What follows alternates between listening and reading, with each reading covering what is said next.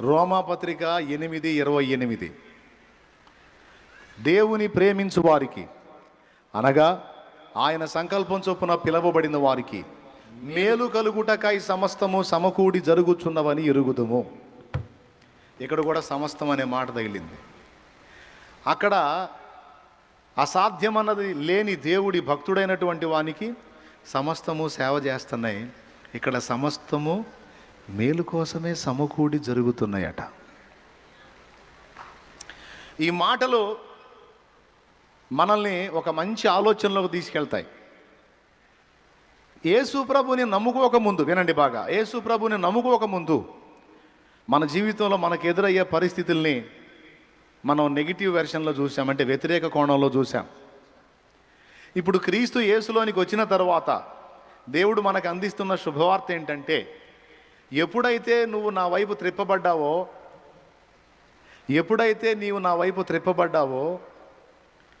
ఇక నీకు negative version లేదు, ఇక అన్ని పాజిటివ్ వెర్షన్లోనే నీ మేలుకు మారిపోతాయి అంటున్నాడు ఆయన. సమస్తము కూడా నీకు అనుకూలంగా మారిపోతాయి. అయితే దీనికి కొంచెం టైం, ఇది నీకు అర్థం కావటానికి టైం తీసుకుంటుంది. ఇప్పుడు మీలో కొంతమందికి ప్రతికూల పరిస్థితులు ఉన్నాయి, ఇబ్బందికర పరిస్థితులు ఉన్నాయి. ఉదాహరణకి అప్పులు అనుకుందాం. అప్పులోళ్ళు అంటే ఇప్పుడు మొత్తం లైన్లోకి వస్తారు, నేను కదిలించను, ఎందుకంటే ఆల్రెడీ ఫుల్గా అదే సరుకు ఉంది, మన సరుకు అంతా అదే. ఇప్పుడు అప్పులు నిండా మునిగిపోయి ఉన్నారు, గందరగోళంగా అయి ఉన్నారు అనుకుందాం. అప్పులు మనం కలిగి ఉండటం మనకి నెగిటివా పాజిటివా? వ్యతిరేకమా అనుకూలం అండి? వ్యతిరేకమే కదన్నయ్య, మరి బాధే కదా అన్నోళ్ళు చేతులు ఎత్తండి. ఇప్పుడు సమస్తము మేలు కోసమే సమకూడి జరుగుతున్నాయి, సమస్తము నీకే సేవ చేస్తున్నాయి అన్న 2 వచనాల కింద ఆలోచించి ఇప్పుడు చెప్పు. సమస్తములో అప్పులు కూడా ఉన్నాయా లేవా? రోగాలు కూడా ఉన్నాయా లేవా? సమస్యలు కూడా ఉన్నాయా లేవా? ఆ సమస్తంలో నిందల అవమానాలు కూడా ఉన్నాయా లేవా? ఇప్పుడు అవి నీకు మేలా కీడా? మరి అక్కడ వచ్చినవేమో నీకు సేవ చేస్తున్నాయి అని ఉంది, నీ మేలుకే సమస్తము సమకూడుతున్నాయి అని ఉంది.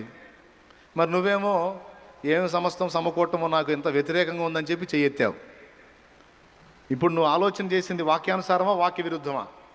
వాక్యానుసారం ఏంటి? మారు మనసు పొంది రక్షణ పొంది దేవుని రక్తంలో కడగబడి దేవుని సంతానంలో చేర్చబడిన వాళ్ళకి ఏది జరిగినా మేలు కోసమే. వాస్తవంగా ఇలాంటి థింకింగ్, ఇలాంటి ఆలోచన క్రైస్తవులందరికీ ఉండాలి. ఏదన్నా రాని టెన్షన్ పడద్దు, మనకి మంచే, మనకి మేలే. ఫలానోళ్ళు తిట్టారు, స్తోత్రం, మన మంచికే.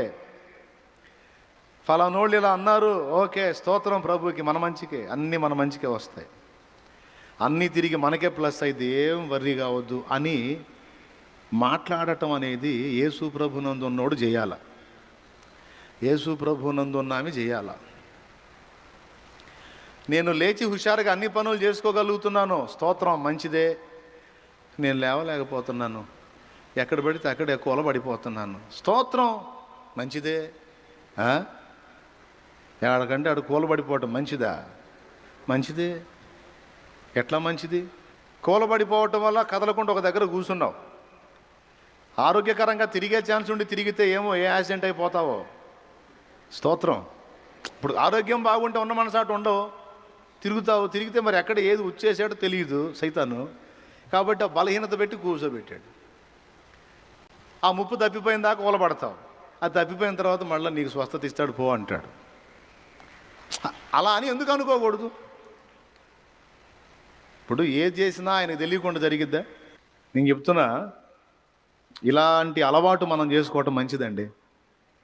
అప్పుడు మన నోట ఎప్పుడూ కూడా మేలు, మంచి, శుభం అనే మాటలే ఉంటాయి. నా దరిద్రం, నా కర్మ ఇట తగలబడింది, సావులు బతుకులు అనే డైలాగులు రావిక. నీ ఇంట్లో నువ్వు ఈ మాటలు అంటావు నేర్చుకుంటే బయటోడి విషయంలో కూడా అంతే అంటావు. లోకంలో రకరకాల కథలు ఉన్నాయండి. లోకస్తులు ఎంత జ్ఞానంగా వ్యవహరిస్తారో పరలోక సంబంధంలో మనది ఇంకా పైనుంచి వచ్చిన జ్ఞానం ఇంకెంత మెరిట్గా ఉండాలి. ఏం చేద్దాం, మనం సరిగ్గా మైండ్కి తీసుకోకట్టు అయిపోతున్నాం. శ్రీకృష్ణదేవరాయల ఆస్థానంలో తెనాలి రామకృష్ణ కవి అని ఒకడు ఉంటాడు. తెనాలి రామకృష్ణ కవి మంచి హాస్యం చేస్తుంటాడు. ఏ ప్రాబ్లం అయినా సరే టెన్షన్ పడ్డా, అతని గొప్పతనం అది. టెన్షన్ పడ్డాడు, ఒత్తిడికి గురిగాడు, నవ్వుతూ ఉంటాడు. ఏ ప్రాబ్లం అన్నారా అని దాన్ని ఏదో ఒక విధంగా ఈజీగా తిప్పికొట్టడానికి ఎప్పుడు మైండ్ రెడీగా ఉంటుంది అతనికి. అతని గురించి రకరకాల కథలు ప్రచారంలో ఉన్నాయి. ఈ తెనాలి రామకృష్ణ కవి అని, అంటే తెనాలి వాస్తవ్యుడట అప్పట్లో. అయితే అంటే ఏదైనా రాని అతని జ్ఞానంతో, తెలివితో దాన్ని అతనికి ప్లస్గా మార్చుకుంటాడు అతను. ఆయన ఆస్థానంలో అష్టదిగ్గజాలు ఉంటారు. శ్రీకృష్ణదేవరాయలు అనే ఆయన ఆస్థానం, ఇది చరిత్ర అండి, ఇండియా హిస్టరీలో కూడా ఉంటుంది.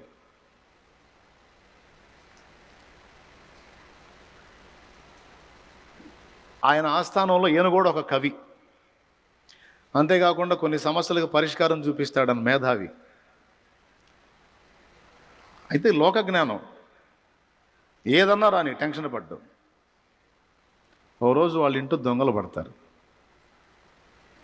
ఈ తెనాలి రామకృష్ణ ఇంటికి దొంగలు వస్తారు. ఇల్లు తోట పక్క పక్కనే ఉంటాయి.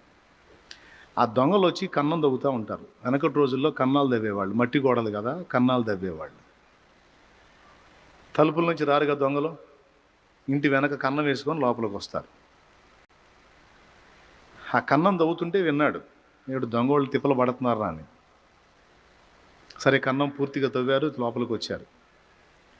వాళ్ళు లోపలికి వచ్చిన దాకా కనిపెట్టి పాత పెట్టె ఒకటి తీసుకొచ్చి ఆ పెట్టె నిండా రాళ్ళు నింపి బావి దగ్గర తీసుకెళ్ళి, పెరట్లో బావి ఉంటుంది కదా, బావి దగ్గర తీసుకెళ్ళి ఇంట్లో భార్యకి చెప్తున్నట్టు దొంగలకి చెప్పాడు. వాస్తవంగా దొంగలు వస్తున్నట్టు టెన్షన్ పడి వామ్మయ్యో వాయోయో నరుతారుగా, ఇట్లా అరిసే రకం కాదు ఇతను. ఏమోయ్, ఊళ్ళో దొంగల బెడద ఎక్కువగా ఉంది, నీ నగలన్నీ ఇచ్చావా, ఇంకేమన్నా దాచావా, వెరిమోహం దాన్న మొత్తం ఇచ్చేసాయి అంటే, అన్నీ ఇచ్చానండి అంద ఆమె చేత అనిపించాడు ఆ మాట. అన్నీ ఇచ్చానండి అంది. ఈ బావిలో వేస్తున్నాను, ఈ బెడద అయిపోయిన తర్వాత తీసుకుందాం ఏమిటి అన్నాడు. ఆమె ఎందాలే తర్వాత సంగతి వీళ్ళు విన్నారు, దొంగలు విన్నారు. నవ్వుకున్నారు, ఒకటి ముఖం ఒకటి చూసుకున్నారు. రే, అదృష్టం అంటే ఇదేరా, మన పని తేలిక చేశాడు రా పంతులు, శుభ్రంగా ఆ బావిలోకి దిగి పెట్టి తెచ్చుకుందాం అని మాట్లాడుకొని బావి దగ్గరికి పోయారు. బావి చూస్తే పెద్ద బావిలాగేం కనపట్ల, చిన్న బావి.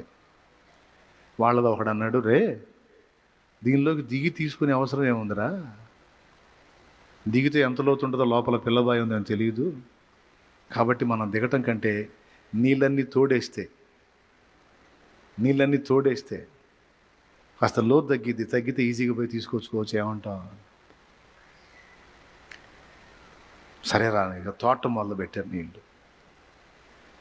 ఇక నీళ్లు కాలువలై పారుతున్నాయి ఆడికి తోటలోకి. మనోడు ఏం చేస్తున్నాడు తెలుసా, చీకట్లో పార తీసుకొని వచ్చే నీళ్ళన్నీ చెట్లకు పెట్టుకుంటున్నాడు. వచ్చే నీళ్ళన్నీ చెట్ల పాదులకు పెట్టుకుంటున్నాడు.